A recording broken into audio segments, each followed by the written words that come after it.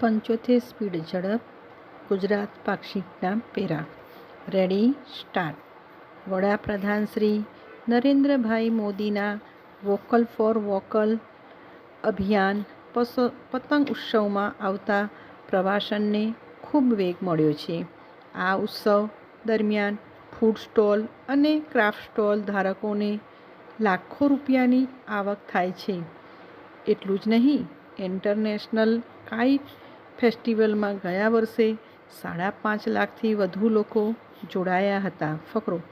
આંતરરાષ્ટ્રીય પતંગ મહોત્સવથી થયેલા ગુજરાતના પ્રવાસનના વિકાસ અને ગુજરાતના પતંગ ઉદ્યોગ અંગે વાત કરતા મુખ્યમંત્રીશ્રીએ કહ્યું હતું કે ગુજરાતીઓના પતંગ પ્રેમને કારણે સૌથી વધુ પતંગો બનાવનારા રાજ્ય તરીકે વિશ્વમાં ગુજરાતને ઓળખ મળી છે.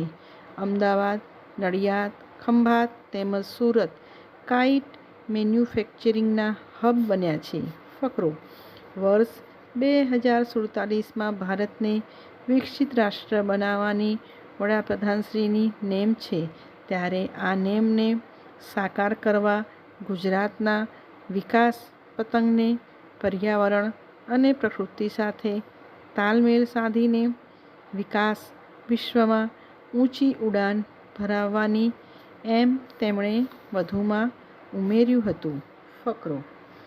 ઉત્તરાયણ ઉત્સવ દાન તેમજ ધર્મનું અને સૂર્યનારાયણની ઉપાસનાનું પર્વ છે.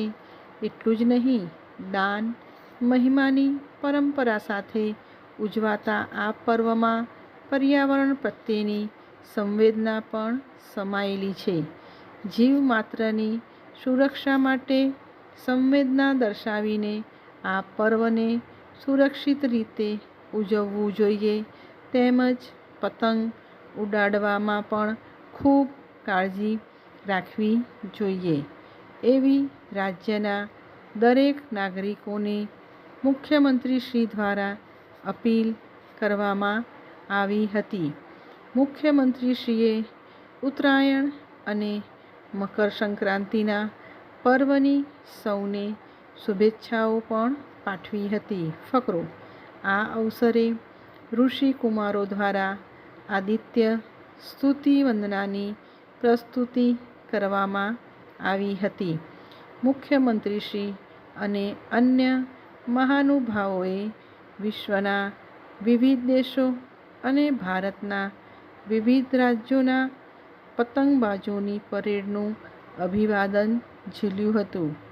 આ ઉપરાંત ઉત્તરાયણ પર્વને લઈને સાંસ્કૃતિક કાર્યક્રમનું પણ આયોજન કરવામાં આવ્યું હતું. ફકરો.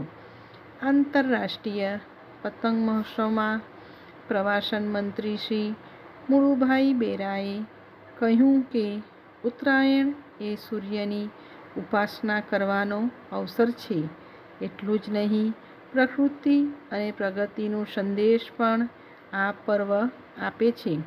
આપણો દેશ ઉત્સવનો દેશ છે અને ભારતમાં અનેક ઉત્સવોની ઉજવણી કરવામાં આવે છે. ગુજરાત રાજ્યમાં દર વર્ષે આયોજિત થનાર આ પતંગ મહોત્સવ સૌને વિકાસની દિશામાં ઉડવાની પ્રેરણા આપે છે. એટલું જ નહીં, ગરીબ પરિવારો માટે આર્થિક આધારનું